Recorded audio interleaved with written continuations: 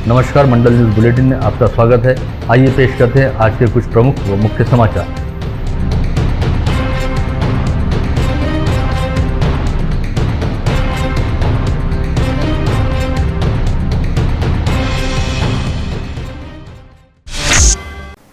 जिले की सांसद नवनीत राणा के जाति प्रमाण पत्र को फर्जी करार देते हुए मुंबई हाईकोर्ट द्वारा दिए गए फैसले पर सुप्रीम कोर्ट की ओर से स्थगनादेश दिया गया है, जिसे सांसद नवनीत राणा के लिए एक बड़ी राहत माना जा रहा है। सांसद नवनीत राणा की ओर से दायर स्पेशल लीव पिटीशन पर सुनवाई करते हुए सुप्रीम कोर्ट की अवकाशकालीन बेंच के न्यायमूर्ति विनीत शरण व न्यायमूर्ति दिनेश माहेश्वरी ने हाईकोर्ट के फैसले पर इस मामले की अंतिम सुनवाई तक स्थगनादेश दिया है। ऐसे में अब सांसद नवनीत राणा को राज्य विधि न्याय सेवा प्राधिकरण के पास फिलहाल 2 लाख रुपए का जुर्माना नहीं भरना पड़ेगा। साथ ही 6 सप्ताह के भीतर अपना जाति प्रमाण पत्र व जाति वैधता प्रमाण पत्र भी सरेंडर नहीं करना होगा। सुप्रीम कोर्ट द्वारा इस मामले की अगली सुनवाई के लिए 27 जुलाई की तारीख मुकर्रर की गई है। साथ ही इस मामले में प्रतिवादी पक्ष की ओर से पैरवी कर रहे वरिष्ठ अधिवक्ता कपिल सिब्बल को सुप्रीम कोर्ट ने नया हलफनामा यानी काउंटर एफिडेविट पेश करने के लिए कहा है। अनुसूचित जाति संवर्ग हेतु आरक्षित अमरावती संसदीय सीट से चुनाव लड़ने वाली युवा स्वाभिमान नेत्री नवनीत राणा द्वारा अपने चुनावी हलफनामे के साथ पेश किए गए जाति प्रमाण पत्र व जाति वैधता प्रमाण पत्र को तत्कालीन सांसद व शिवसेना नेता आनंदराव अड़सुल द्वारा हाईकोर्ट में चुनौती दी गई थी, जिस पर हुई सुनवाई पश्चात विगत 8 जून को हाईकोर्ट ने सांसद नवनीत राणा के जाति प्रमाण पत्र व जाति वैधता प्रमाण पत्र को फर्जी करार देते हुए इसे भारतीय संविधान के साथ की गई जालसाजी कहा था और सांसद नवनीत राणा को 2 सप्ताह के भीतर 2 लाख रुपए जुर्माना अदा करने और 6 सप्ताह के भीतर अपना जाति प्रमाण पत्र व जाति वैधता प्रमाण पत्र सरेंडर करने का आदेश दिया था, जिसे सांसद नवनीत राणा द्वारा स्पेशल लीव पिटीशन दायर करते हुए सुप्रीम कोर्ट में चुनौती दी गई थी। चूंकि इस समय सुप्रीम कोर्ट में अवकाश चल रहा है, सुप्रीम कोर्ट की अवकाशकालीन बेंच के समक्ष इस याचिका पर सुनवाई हुई, जहां पर सांसद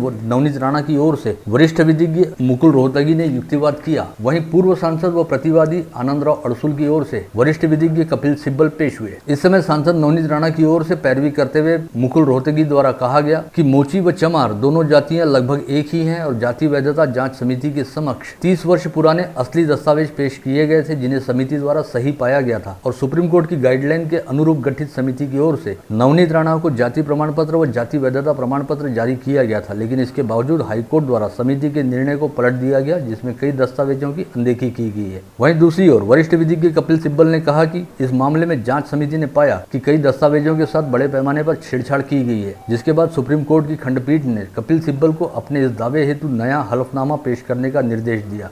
साथ ही अदालत जैसे ही इस मामले में स्थगनादेश जारी करने के निर्णय पर पहुंची तो प्रतिवादी पक्ष द्वारा इसका पुरजोर विरोध करते हुए कहा गया कि उनके पक्ष को सुने बिना इस मामले में स्थगनादेश नहीं दिया जा सकता, जिसके बाद अदालत ने कहा कि इस मामले में प्रतिवादी का पक्ष आगामी 27 जुलाई को सुना जाएगा और प्रतिवादी का पक्ष सुनने के बाद इस मामले में अंतिम फैसला सुनाया जाएगा। लेकिन अंतिम फैसला दिए जाने तक हाईकोर्ट के फैसले पर स्थगनादेश जारी रहेगा। ऐसे में अब इस मामले की अगली और संभवतः अंतिम सुनवाई आगामी 27 जुलाई को होगी, जिसकी ओर सभी की निगाहें लगी हुई हैं। इस पूरे मामले पर अपनी प्रतिक्रिया देते हुए सांसद नवनीत राणा ने कहा कि वे लोकसभा में केवल अमरावती जिले को लेकर ही नहीं बल्कि महाराष्ट्र से संबंधित सभी मामलों को लेकर आवाज उठाती हैं, जिसके तहत वे राज्य के किसानों, मजदूरों, बेरोजगारों व महिलाओं पर होने वाले अन्याय को उजागर करने के साथ साथ राज्य में चलने वाले भ्रष्टाचार को सामने लाती हैं। ऐसे में महाराष्ट्र के मुख्यमंत्री उद्धव ठाकरे उनसे छिड़े हुए हैं और शिवसेना नेताओं द्वारा उन्हें कई बार जान से मारने और तेजाब फेंक कर चेहरा बिगाड़ने की धमकियां देते हुए उनकी आवाज को दबाने का प्रयास किया जा रहा है। लेकिन वे ऐसी धमकियों से रुकने या डरने वाली नहीं है, बल्कि 2 गुनी ताकत के साथ इस बात को उजागर करेंगी कि कोविड संक्रमण काल के दौरान महाराष्ट्र में कितना भ्रष्टाचार हुआ है। म्हणून एक महिलाची आवाज दाबण्याचे जे प्रयत्न होत होता, कुठे ना कुठे हायकोर्टामध्ये जे निर्णय झाला त्याचा रिस्पेक्ट आम्ही करतो, पण कुठे ना कुठे खूप मोठा षडयंत्र आपण म्हणू शकतो की एक महिलाची आवाज दाबण्याचे जे प्रयत्न झाला, पॉलिटिकल कुठे ना कुठे खूप सारी खिचडी शिजली, ते सगळ्यांना स्पष्ट दिसत आहे। पण आज जे सुप्रीम कोर्टमध्ये जे मला स्टे दिलेला आहे त्याचा मी सन्मान करते आणि याच्या समोर जे 200 वर्ष जुने कागदपत्र माझ्याकडे आहे त्याचे भरोसे मी सुप्रीम कोर्टमध्ये समोर लढणार आहे आणि आपले सर्वांचा आशीर्वाद माझे पाठीशी आहे। त्याच्याबद्दल सगळ्यांच्या मनापासून खूप धन्यवाद करते आणि माझी जिल्हा आणि पूर्ण महाराष्ट्र आणि देशामध्ये जेव्हा एक महिला एक लोकसभामध्ये रिप्रेझेंट करते, ती महिला एकटी आज स्वतःला रिप्रेझेंट ना करताना देशाचे बरेचशी पूर्ण महिलांना रिप्रेझेंट करते, म्हणून सगळे महिलांना, बुजुर्गांना आणि सगळ्यांच्या आशीर्वाद पाठीशी होता, त्याच्याबद्दल सगळ्यांच्या मनापासून धन्यवाद करते। Thank you so much. पूर्व सांसद आनंदराव अड़सुल जिस तरह से बार बार तकरार कर रहे थे, बार बार तकरार करके उन्होंने अनुसूचित आयोग जो है दिल्ली का, वहां भी तकरार की थी। गए 8-9 साल पहले वहां पे वो हारे। उसके बाद कास्ट स्क्रूटनी कमेटी जो सुप्रीम कोर्ट के गाइडलाइन से बनी है, वहां पे वो 2-3 बार हारे। उसके बाद अचानक हाई कोर्ट का जो फैसला आता है वो हमारे लिए बहुत बड़ा धक्का था। उसके अगेंस्ट हम लोग सुप्रीम कोर्ट में न्याय मांगा और वहां हमको जो आज दिलासा मिला है, राहत मिली है, वो राहत मिलने से जो राजकीय वातावरण बिगड़ा हुआ था, जहां पे गलत सलत अफवाहें चल रही थी, वो यहाँ पे बंद हुई है और हमको पूरा विश्वास है आने वाले समय में सुप्रीम कोर्ट में हमको न्याय मिलेगा। जिले की सांसद व युवा स्वाभिमान पार्टी की नेत्री नवनीत राणा को सुप्रीम कोर्ट द्वारा राहत देते हुए हाईकोर्ट के फैसले पर स्थगनादेश दिए जाने की खबर मिलते ही पार्टी पदाधिकारियों व कार्यकर्ताओं ने राजकमल चौक पर जमकर जल्लोष मनाया और इस स्टे ऑर्डर को सत्य की जीत भी निरूपित किया।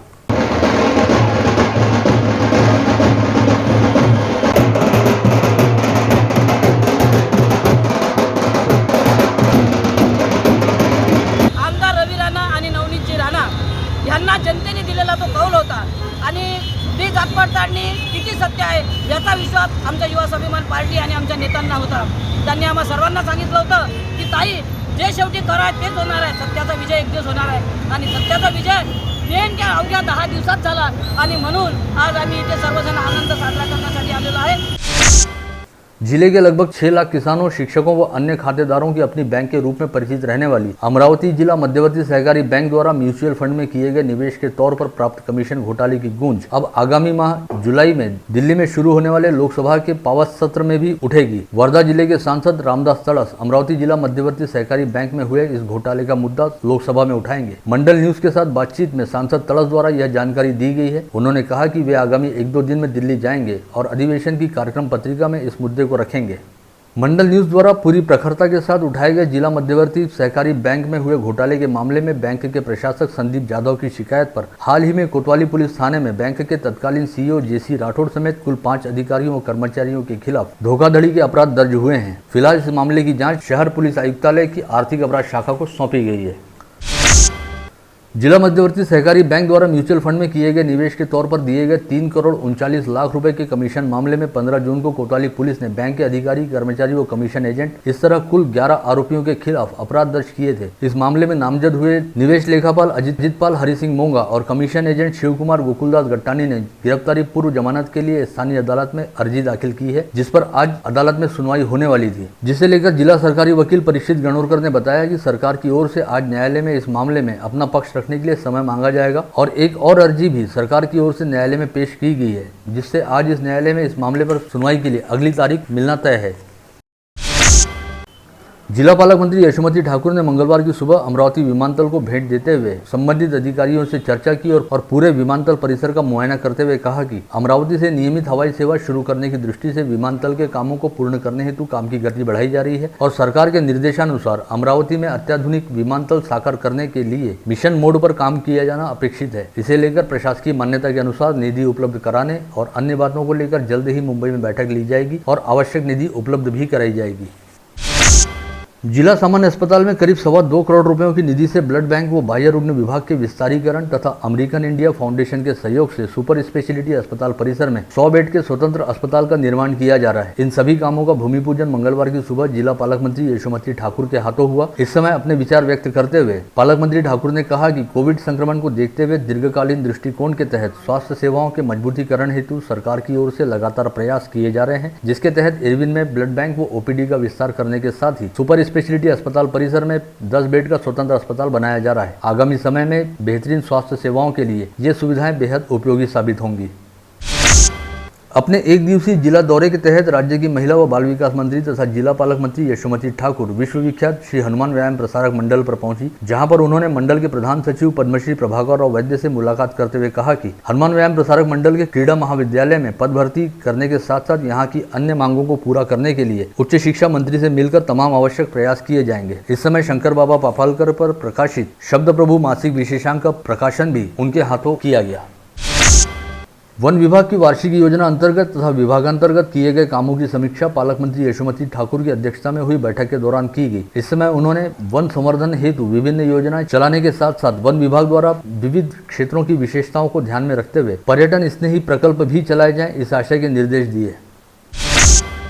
पूर्व जिला पालक मंत्री तथा विधान परिषद सदस्य प्रवीण पोटे पाटिल द्वारा राज्य के कृषि मंत्री दादाजी भुसे को भेजे गए पत्र में कहा गया है कि कृषि विभाग द्वारा किसानों के लिए अमल में लाए जाने वाली विभिन्न योजनाओं के मानक अब काफी पुराने हो गए हैं और इन मानकों की वजह से वर्तमान स्थिति में किसानों को काफी मुश्किलों का सामना करना पड़ रहा है। ऐसे में योजनाओं के मानकों को बदला जाना चाहिए। आगामी मनपा चुनाव को देखते हुए पार्टी संगठन को मजबूत करने के लिए स्थानीय बडनेरा रोड पर भाजपा के शहर व जिला कार्यालय में पूर्व पालक मंत्री व विधायक प्रवीण पोटे पाटिल की उपस्थिति में भाजपा पदाधिकारियों की एक महत्वपूर्ण बैठक गत रोज हुई। इस बैठक में शहर भाजपा के सभी प्रमुख पदाधिकारी, नगर सेवक एवं आघाड़ी प्रमुख उपस्थित थे। इस बैठक के दौरान आगामी मनपा चुनाव में पार्टी संगठन को मजबूत करने के संदर्भ में आवश्यक विचार मंथन किया गया। राज्य सरकार द्वारा कोविड संक्रमण के खतरे को देखते हुए शालाओं एवं महाविद्यालयों को बंद करने का निर्णय लेने से इस वर्ष सामाजिक न्याय विभाग द्वारा चलाए जाने वाले पिछड़ा वर्गीय छात्रावास की प्रवेश प्रक्रिया लगातार दूसरे वर्ष भी अधर में लटकने की संभावना है। राज्य के शिक्षा विभाग की ओर से शाला व महाविद्यालय शुरू करने के संदर्भ में निर्णय होने के बाद ही छात्रावास में प्रवेश दिया जाएगा, इस तरह की जानकारी मिल रही है। विवाह समारोह पर आधारित रहने वाले व्यवसायों के संचालकों द्वारा एकजुट होकर गठित की गई संघर्ष कृति समिति द्वारा जिलाधीश को सौंपे गए ज्ञापन में कहा गया है कि कोविड संक्रमण की पहली लहर के बाद किए गए अनलॉक के समय आयोजित विवाह समारोह की वजह से दोबारा संक्रमण फैलने की बात कही गई, लेकिन फरवरी से मई माह के दौरान विवाह समारोह आयोजित नहीं होने के बावजूद भी कोविड संक्रमण की रफ्तार काफी तेज थी, जिसका सीधा मतलब है कि कोविड संक्रमण बढ़ने के पीछे केवल विवाह समारोह ही मुख्य वजह नहीं है। ऐसे में अनलॉक की प्रक्रिया के तहत अब मंगल कार्यालय, लॉन व खुले मैदान में कुल आसन क्षमता की तुलना में 50% या कम से कम 200 लोगों की उपस्थिति में विवाह समारोह के आयोजन को अनुमति दी जाए, ताकि विवाह समारोहों पर आश्रित रहने वाले व्यवसायों को कुछ हद तक काम धंधा मिल सके। कोविड संक्रमण के खतरे को देखते हुए लगाए गए लॉकडाउन के चलते कई विवाह समारोह स्थगित कर दिए गए थे। वहीं अब अनलॉक होते ही बारिश का मौसम रहने के बावजूद कई परिवारों में शादी ब्याह का आयोजन हो रहा है। ऐसे में उम्मीद जताई जा रही थी कि सराफा बाजार में अनलॉक के चलते तेजी दिखाई देगी, लेकिन अपेक्षा से विपरीत इन दिनों सोने व चांदी के दामों में काफी हद तक गिरावट देखी जा रही है। हालांकि कल लंबे समय बाद पहली बार बाजार कुछ हद तक संभलता दिखाई दिया। विगत 11 जून को सोने के दाम 49,600 रुपए प्रति तोला थे, जो 21 जून को घटकर 47,500 रुपए प्रति तोला पर पहुंच गए। इसी तरह बीते 11 जून को चांदी 73,000 रुपए प्रति किलो की दर पर थी, जो 21 जून को घटकर 68,500 रुपए प्रति किलो पर पहुंची। हालांकि इससे पहले 19 जून को सोना 47,200 रुपए प्रति तोला व चांदी 68,000 रुपए प्रति किलो के दाम पर थे। ऐसे में 21 जून के दामों को देखते हुए बाजार को कुछ हद तक संभलता हुआ कहा जा सकता है। राज्य के शिक्षा संचालक द्वारा कोविड संक्रमण को देखते हुए प्राथमिक व माध्यमिक शालाओं में शिक्षकों की उपस्थिति को लेकर लिखित आदेश के जरिए शिक्षा अधिकारियों को आवश्यक दिशा निर्देश दिए गए हैं, लेकिन शिक्षा अधिकारियों की ओर से अब तक शालाओं को इस बारे में कोई सूचना नहीं दी गई है। ऐसे में कितने प्रतिशत शिक्षकों ने शाला में उपस्थित रहना चाहिए, इसे लेकर काफी हद तक संभ्रम देखा जा रहा है। साथ ही यह मांग भी की जा रही है कि शिक्षा संचालक द्वारा जारी पत्र के मुताबिक कार्रवाई की जाए। निम्नपेड़ी हाथुरना गांव के नागरिकों की समस्या अब भी बरकरार है। ऐसे में संबंधित नागरिकों ने सरकार की लचर कार्य प्रणाली के खिलाफ आवाज उठाते हुए जिलाधीश कार्यालय के समक्ष बेमियादी अनशन शुरू किया है। आंदोलनकारियों का कहना है कि जिले की पेड़ी नदी पर निम्नपेड़ी प्रकल्प बनाया जा रहा है। इस प्रकल्प की वजह से हाथुरना गाँव सहित आसपास के 6 से 7 गाँव प्रभावित हुए हैं, लेकिन प्रकल्पग्रस्तों को अब तक सरकार की ओर से किसी भी तरह की कोई सहायता नहीं दी गई है। जिले में मंगलवार को 59 नागरिकों की कोविड टेस्ट रिपोर्ट पॉजिटिव आई। वहीं एक कोविड संक्रमित मरीज की मौत हुई, जो अमरावती जिले के ग्रामीण क्षेत्र से वास्ता रखता था। जिले में अब कुल संक्रमितों की संख्या बढ़कर 95,689 पर जा पहुंची है। वहीं जिले में कोविड मृतकों की संख्या बढ़कर अब 1,543 पर पहुंच गई है। मंगलवार को जिले के कोविड अस्पतालों से 102 मरीजों को कोविड मुक्त हो जाने के चलते डिस्चार्ज दिया गया। जिले में अब तक कुल 93,436 संक्रमित मरीज कोविड मुक्त हो चुके हैं। इस समय जिले में कुल एक्टिव पॉजिटिव मरीजों की संख्या 710 है, जिनमें मनपा क्षेत्र के 168 तथा ग्रामीण क्षेत्र के 542 मरीजों का समावेश है, जिनमें से इस समय 289 मरीजों का विभिन्न कोविड अस्पतालों में इलाज चल रहा है। साथ ही मनपा क्षेत्र में 91 तथा ग्रामीण क्षेत्र में 330 मरीज होम आइसोलेशन में रखे गए हैं। बीते 24 घंटे के दौरान 3,845 नागरिकों की कोविड टेस्ट की गई, जिसमें से केवल 1.53% लोगों की टेस्ट रिपोर्ट पॉजिटिव आई है। वहीं इस समय कोविड संक्रमित मरीजों के कोविड मुक्त होने का प्रमाण बढ़कर 97.65% पर पहुंच गया है। जिले के कुल 45 सरकारी व निजी कोविड अस्पतालों तथा कोविड हेल्थ केयर सेंटरों में कोविड संक्रमित मरीजों को भर्ती करने हेतु 2,338 बेड की व्यवस्था उपलब्ध है, जिसमें से इस समय केवल 235 बेड पर ही कोविड संक्रमित मरीज भर्ती हैं और 2,103 बेड रिक्त पड़े हैं। इन 45 अस्पतालों में से करीब 26 कोविड अस्पतालों में इस समय एक भी कोविड संक्रमित मरीज भर्ती नहीं है और इनमें से कई कोविड अस्पताल अब बंद होने की कगार पर भी हैं।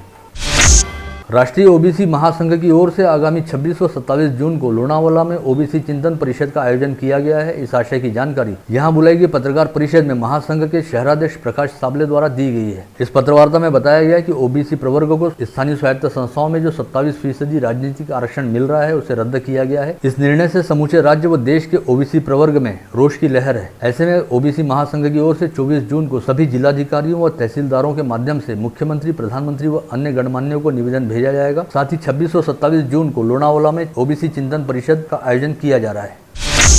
अपनी विभिन्न मांगों को लेकर बीते कई दिनों से अलग अलग चरणों में आंदोलन कर रही आशा सेविकाओं व गठ प्रवर्तकों द्वारा मंगलवार से अनिश्चितकालीन हड़ताल शुरू की गई है। इसके तहत इरविन चौक स्थित डॉक्टर बाबा साहब आम्बेडकर की प्रतिमा के पास मोर्चे की शुरुआत करते हुए यह मोर्चा जिलाधीश कार्यालय ले जाया गया, जहां पर सरकार की कार्यप्रणाली के खिलाफ जमकर नारेबाजी की गई। साथ ही अपनी मांगों का निवेदन जिलाधीश को भी सौंपा गया।